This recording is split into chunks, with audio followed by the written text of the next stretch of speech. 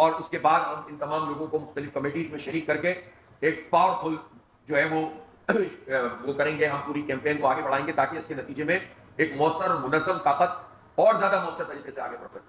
Especially youth کو ہم اپنے ساتھ ملائیں گے اور یوتھ ممبرشپ جو ہے بہت بڑے لیول کے اوپر آئندہ دنوں میں ہم کرنے جا رہے ہیں. میں اس موقع پر اسلام آباد میں جو بلدیاتی انتخاب کو ملتوی کرنے کی سازش کی گئی ہے ایک مرتبہ پھر اس کی اسی طرح یہ جو بجلی کے بل ہیں یہ کہتے ہیں کہ چونکہ آئی پی پیز کو ہمیں بہت بڑی پیمنٹ کرنی پڑتی ہے اس لیے ہم بل کیسے کم کریں. تو میں شریف خاندان سے تو یہ پوچھنا چاہتا ہوں نا کہ وہ اپنی آئی پی پی کے پیسے تو ختم کریں نا. اور پھر 2017-18 کے بعد اور کیا ستم ہوا؟ وہ یہ ستم ہوا کہ اب ہمیں پتہ بھی نہیں چلتا کہ کتنا انکم ٹیکس کھایا ہے انہوں نے, کتنی ایگزمپشن دی ہے. اور یہ ساری پارٹیاں اس میں شامل ہیں. ظاہر ہے 94 میں پیپلز پارٹی کی حکومت تھی, پھر قاف لیگ, پھر نون لیگ, پھر اس کے بعد پی ٹی آئی. یہ سارے لوگ آئی پی پیز کو فائدہ پہنچانے والے ہیں. اور میں خاص طور پر تمام تاجر تنظیموں کا شکریہ ادا کرتا ہوں. ہمیں معلوم ہے تاجر تنظیموں کے لیے بھی آسان نہیں ہوتا چیزوں کو ہینڈل کرنا. ہر شہر, ہر علاقے, ہر تحصیل اور ہر قصبے, ہر ایک کی اپنی ایک پولیٹکس ہوتی ہے اور اس پر زبردست رسپانس ہے لوگوں کا. لوگ اس تحریک کے ساتھ جڑتے چلے جا رہے ہیں اور کل کی ہڑتال نے یہ ثابت کیا ہے کہ لوگوں کی اس میں پوری طرح سے انوالومنٹ ہے. اور میں خاص طور پر تمام تاجر تنظیموں کا شکریہ ادا کرتا ہوں. ہمیں معلوم ہے تاجر تنظیموں کے لیے بھی آسان نہیں ہوتا چیزوں کو ہینڈل کرنا. ہر شہر, ہر علاقے, ہر تحصیل اور ہر قصبے, ہر ایک کی اپنی ایک پولیٹکس ہوتی ہے. پھر حکومتوں کا دباؤ ہوتا ہے. مجھے اندازہ ہے کہ پچھلے ایک ہفتے سے ڈپٹی کمشنر اور کمشنرز کی سطح پر تاجروں کی میٹنگ جگہ جگہ کی جا رہی تھی. الحمدللہ جماعت اسلامی کے تمام ذمہ داران اور کارکنان اس پورے تاجر برادری کے ساتھ کھڑے ہوئے ہر جگہ پر الحمدللہ, اور سب نے مل کر حالات کو فیس کیا اور بالآخر ایک بہت کامیاب اور پرامن شٹر ڈاؤن ہڑتال ہوئی ہے. اور انشاءاللہ مجھے یقین ہے کہ اس کے نتیجے میں یہ تحریک آگے بڑھے گی. کوئی یہ پوچھ سکتا ہے کہ اس ہڑتال سے کیا حاصل ہوا؟ یہ بات پوچھنی ہے تو نون لیگ والوں سے پوچھو جن کو پتہ چل گیا ہے کہ کل پاکستان نے اپنی طاقت کا, اپنی قوت کا اور اپنی یکجہتی کا جو اظہار کیا ہے, اور انہوں نے جو کچھ بھی کوشش کی تھی کہ کسی طرح کوئی تقسیم پیدا کریں, کسی طرح سے آگے پیچھے کروائیں لوگوں کو, وہ ٹوٹلی ناکام ہوگا. تو حکومت کل جو ہے وہ ٹوٹل ناکام ہوئی ہے اور یہ نوشتہ دیوار ہے, رائٹنگ آن دا وال ہے کہ اب یہ جو معاشی دہشت گردی ہے جو ریاستی سطح پر, حکومتی سطح پر ہو رہی ہے, یہ اب بند کرنی پڑے گی حکومت کو اور لوگوں کو ان کا حق دینا پڑے گا. آئی پی پیز کے حوالے سے میں بار بار یہ بات کہہ رہا ہوں کہ 2 ٹریلین سے زیادہ یعنی 2000 ارب روپے سے زیادہ وہ پیسے کہ جو بجلی بن نہیں رہی اور ہم خرچ نہیں کر رہے, اس کی ادائیگی پاکستانی قوم کر رہی ہے چند لوگوں کو. اس میں بین الاقوامی آئی پی پیز بھی ہیں لیکن اس میں لوکل آئی پی پیز بھی, اور اس میں گورنمنٹ اونڈ آئی پی پیز بھی ہیں. اور یہ جو گورنمنٹ اونڈ ہوتا ہے, یہ گورنمنٹ اونڈ اس طرح کا نہیں ہوتا کہ جس میں آپ یہ بات کہیں کہ جناب اب یہ سارا کا سارا, یہ اس کے اندر بھی بڑی چکر بازیاں ہوتی ہیں. یہ اپنے شیئر اس کے اندر ڈالتے ہیں, خاص قسم کے لوگ اس میں اپنی انوالومنٹ کرتے ہیں, ملک سے باہر آربیٹریشن رکھتے ہیں اور پتہ نہیں کیا کیا دھندے کرتے ہیں تاکہ ایک کمپلیکس قسم کی صورتحال بنے اور اس میں ایک مخصوص قسم کا طبقہ وہی فائدہ حاصل کرتا چلا جائے. اسی طرح یہ جو بجلی کے بل ہیں یہ کہتے ہیں کہ چونکہ آئی پی پیز کو ہمیں بہت بڑی پیمنٹ کرنی پڑتی ہے اس لیے ہم بل کیسے کم کریں. تو میں شریف خاندان سے تو یہ پوچھنا چاہتا ہوں نا کہ وہ اپنی آئی پی پی کے پیسے تو ختم کریں نا. وہ تو پروفٹ سے بھی کہیں زیادہ کما چکے ہیں.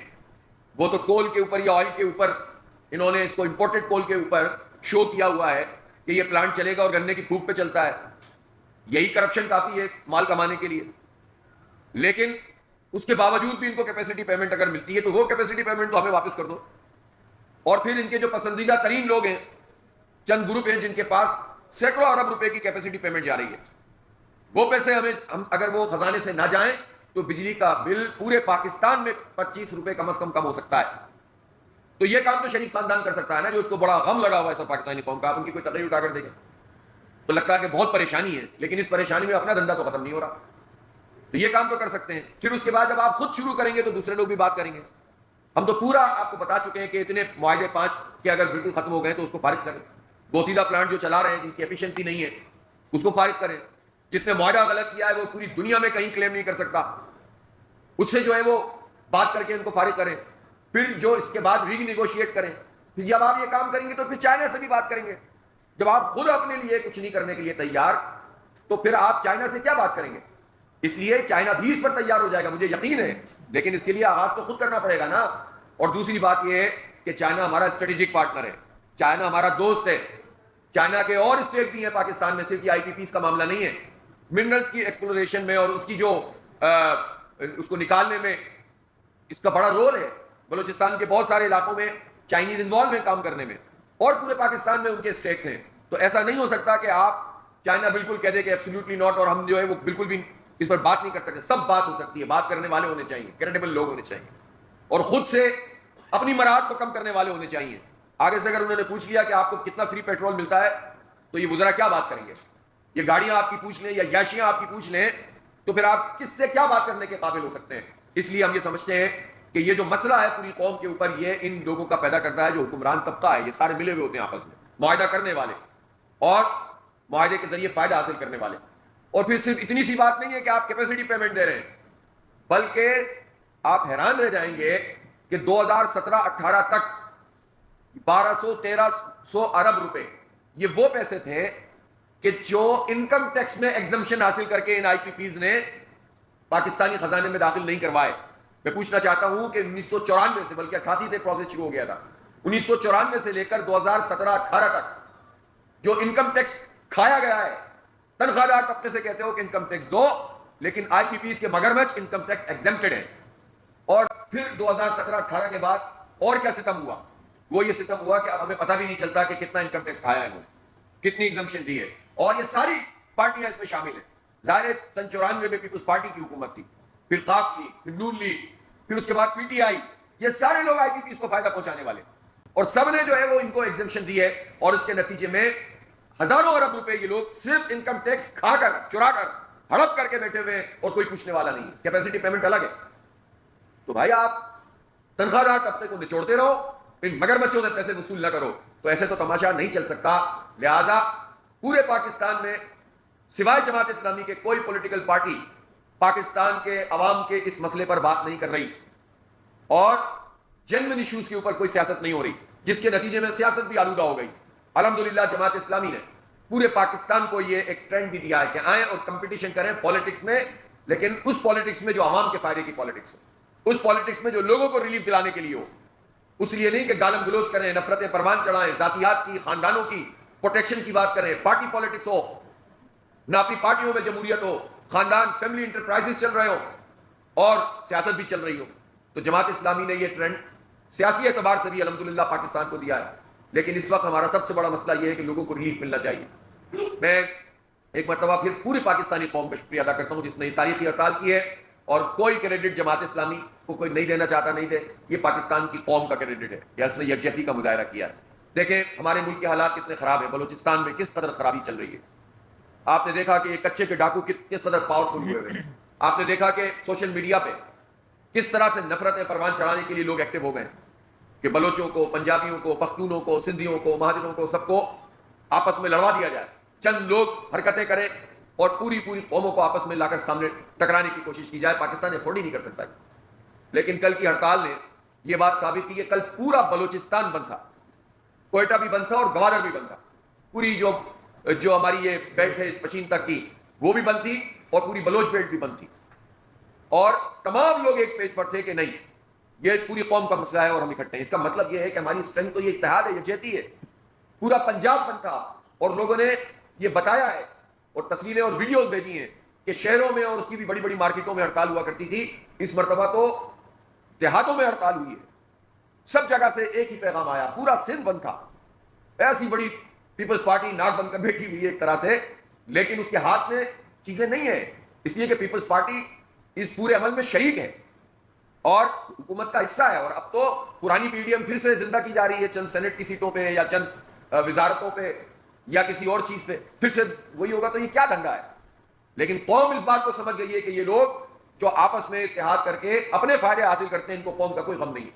لہٰذا پورا سندھ بند تھا، شہر کراچی جو معاشی ہب ہے، ساری خراب حالات کے باوجود سب نے یہ بھرپور طریقے سے ٹوٹلی جو ہے وہ اس نے شٹر ڈاؤن کیا ہوا تھا۔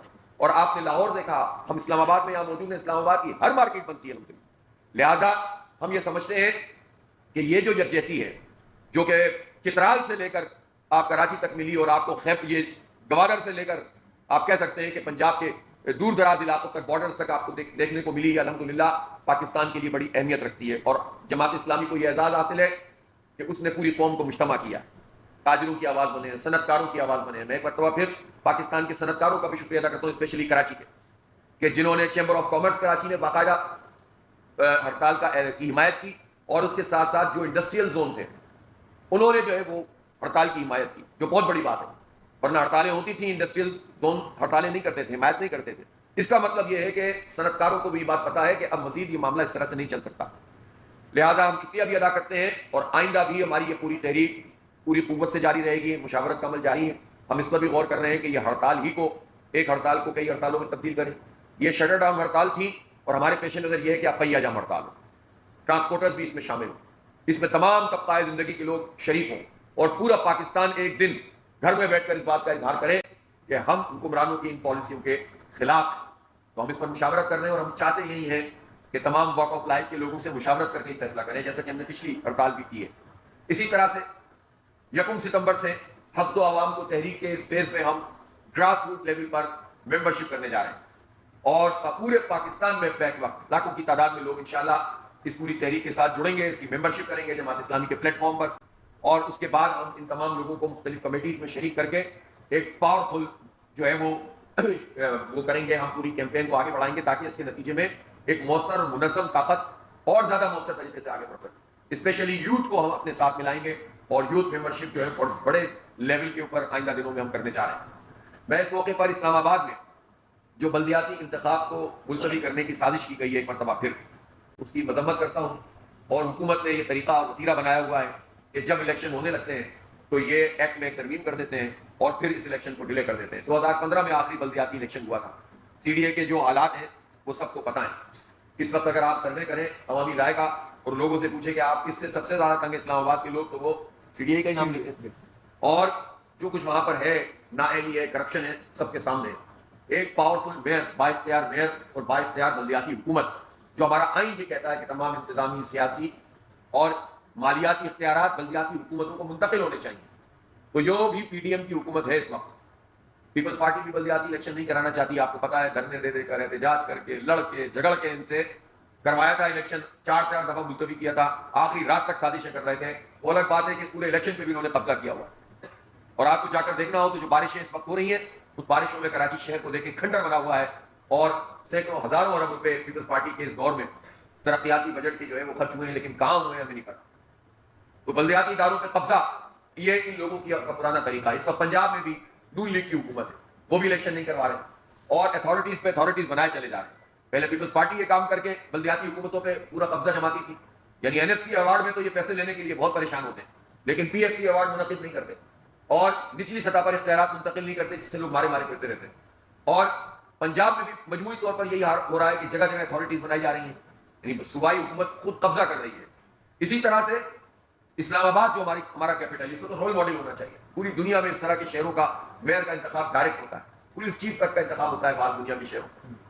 اور یہاں پر حال یہ ہے کہ پہلے جو میئر کا ڈائریکٹ انتخاب تھا, انہوں نے ایک میں ترمیم کر کے یہ کر دیا کہ جناب اب چیئرمین وائس چیئرمین کا انتخاب ہوگا, اور پھر اس کے بعد وہ منتخب کریں گے میئر کو. اور تازہ کارروائی یہ کی ہے کہ اب کسی یو سی کا چیئرمین وائس چیئرمین بھی عوام کے ووٹوں سے منتخب نہیں ہوگا, بلکہ 9 وارڈ کے کونسلر ہوں گے.